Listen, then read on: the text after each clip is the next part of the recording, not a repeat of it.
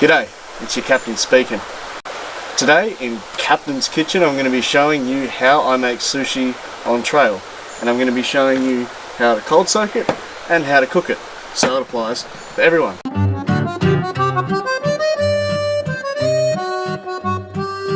So let's get started.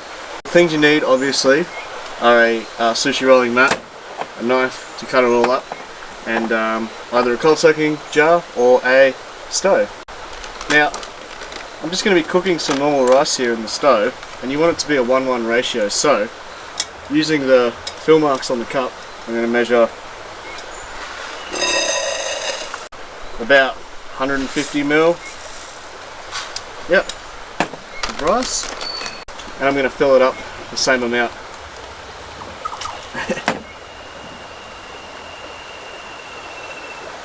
And I'll get the stove cranking up.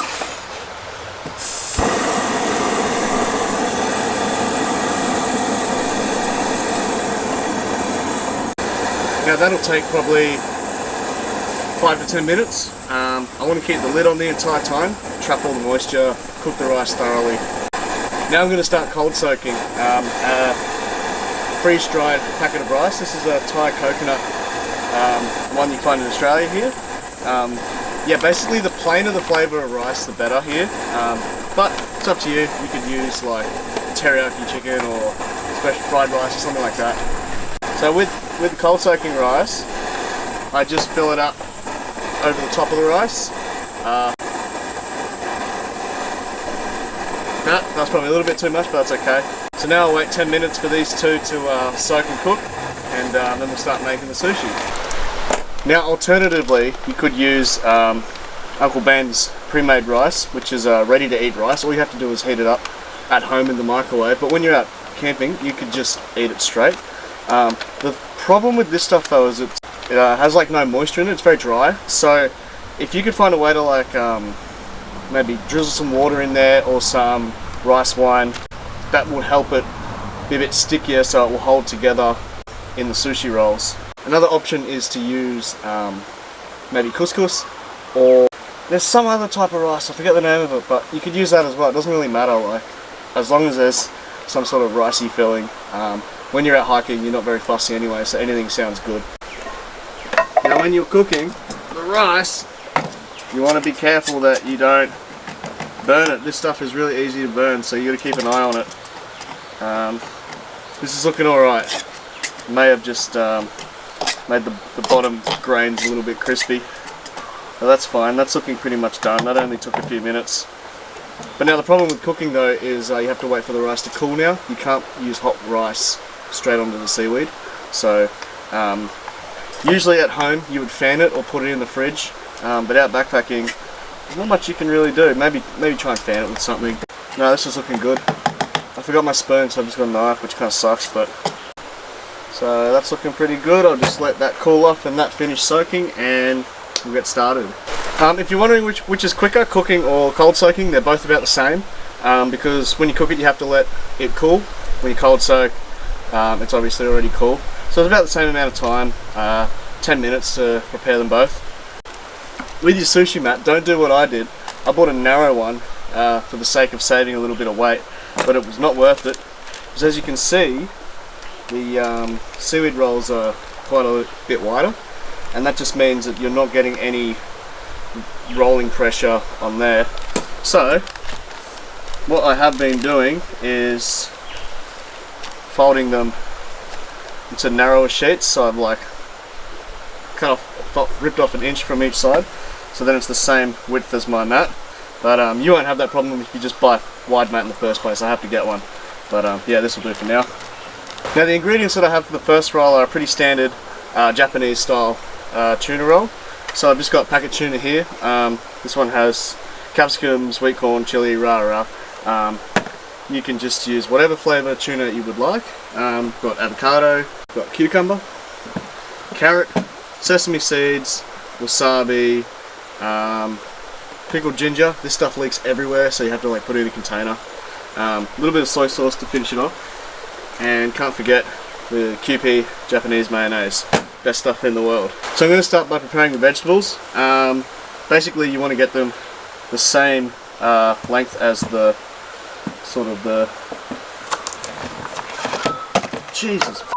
You want to get them the same length as the width of your sushi roll. So I'm just going to cut the carrot down. Oh, wrong way. I definitely know what I'm doing. I'm such a great chef. So now I've got it the same width. I'm going to cut sort of like strips off like that. One kind of big fat one would do the job best, but I'll use two for the sake of it. Same with the cucumber. You want it to be the same width.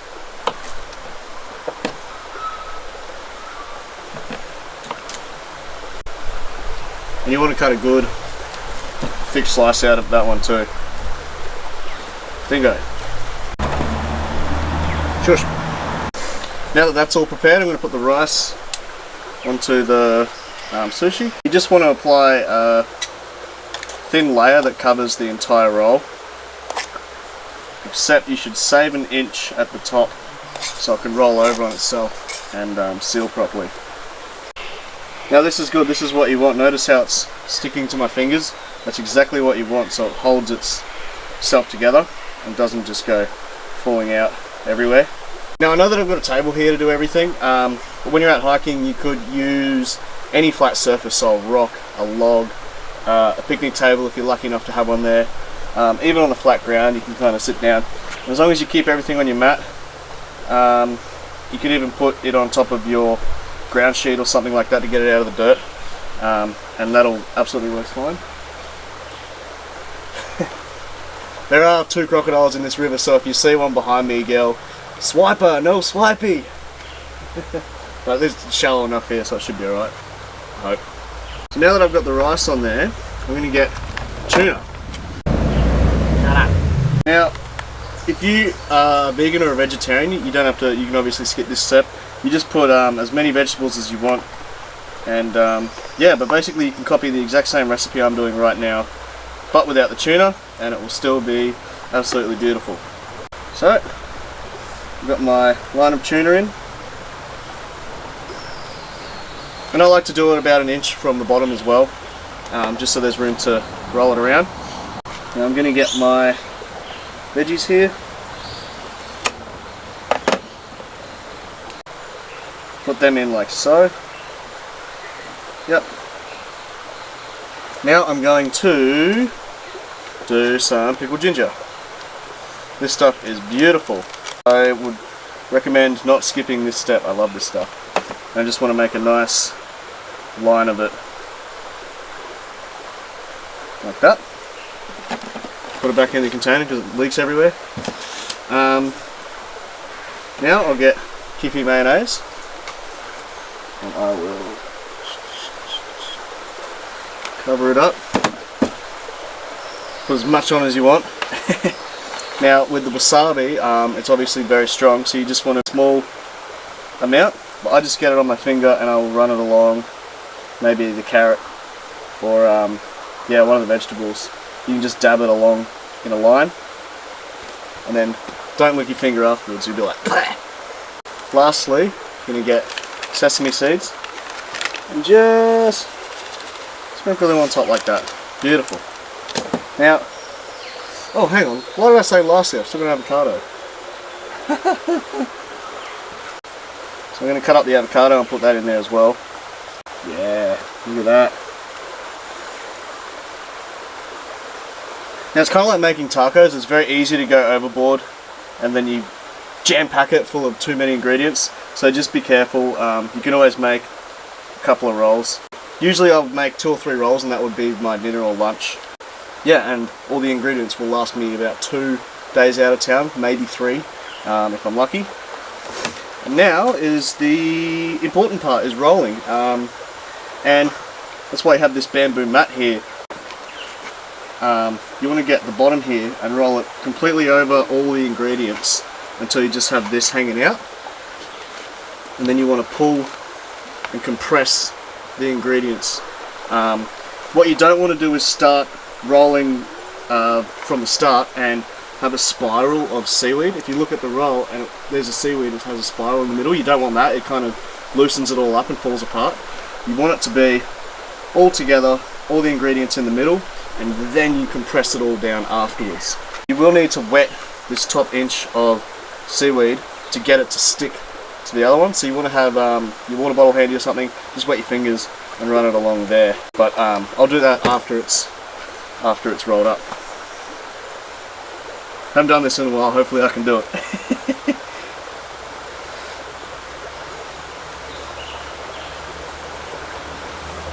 Okie dokie. I want to grab the other end of the bamboo mat, and then I want to squeeze and pull this side like so, which will compress all the ingredients in here in the roll. This can get a little bit messy, but that's okay. You get better at it with practice. So now I feel like I've done that. I've compressed it very well. I'm just going to wet my fingers like I mentioned, run it along there, and then pull and roll it together to finish it off. And ta-da! There is a sushi roll that you made with your stove out hiking. And that looks absolutely amazing. It smells great. I can't wait to eat it. Now I'm going to be doing the cold soak version, and this one might seem a little weird. It's kind of a recipe that I've just made up. Things tend to go that way when you're out through hiking or backpacking. You just kind of slap together whatever you think looks good. And for this one I'm going to be using salami or summer sausage, sun-dried tomatoes, olives, avocado, and then again the cucumber and carrot. It's kind of more of a Mediterranean styled sushi roll, and yeah, you don't have to follow traditional recipes. Just make it up as you go. If you want to put peanut butter and jelly beans in there, go for it, man. Whatever floats your goat. So, forgot to mention before, if you look at the seaweed, you'll see that there is a shiny side and a matte side. It might be a little hard to tell on camera, but what you want to do is you want to put the ingredients on the matte side, and the shiny side will be the outside of the roll. So, again, I'm going to get my cold soaked Thai coconut freeze-dried rice, and I'm going to apply a layer of it onto the seaweed.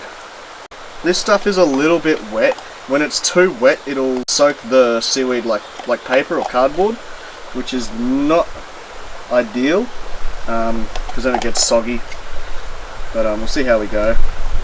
Now I don't have much of an amount here. I only used half a packet here, so that's all I had.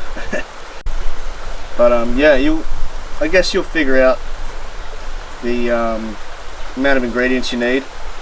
Basically, when you're out backpacking, it's almost certain that you're going to carry less rice than you would normally need to make sushi, because you need quite a lot. So that just means you need to compensate with the lack of rice with some more ingredients. I've got the Thai coconut there. Now I'm going to grab my summer sausage. Whack him right there. Again, an inch from the bottom. Whoop. It's a bit wide. I'm going to get cucumber, carrot. I'm going to get sun-dried tomatoes. Couldn't find the packet stuff in the store, so I just got a jar of it, but usually backpackers would carry a packet of it. Probably at this point everyone's sitting at home going, oh, it's kind of weird, man. But yeah, once you've been out hiking for a while, this is amazing. Now olives. This is another weird one. Just want to make a line of them. They're kind of because they're an odd shape. Actually, you know what I'm going to do? I'm going to cut them in half. That'll make things easier. Look at that. That's much better. Yeah. Yeah, there we go. One more. Oh yeah. This carrot's a bit wonky. It's a testament to my cutting and cooking abilities. Now, finish up with some avocado. And yeah. If you guys have any recipe ideas, I'd love to hear them in the comments. Yeah, this is obviously only 2 of billions that you can do while you're out backpacking. So same. Shit. This is the dumbest freaking water bottle. Same story. Bring it all over. Just lightly. And then I'm going to grab bamboo mat and compress it. Now this is where a bigger bamboo mat is really good. I wish I had one. Sometimes it's necessary to press the sides in while you're doing this. Now I'll just wet my fingers.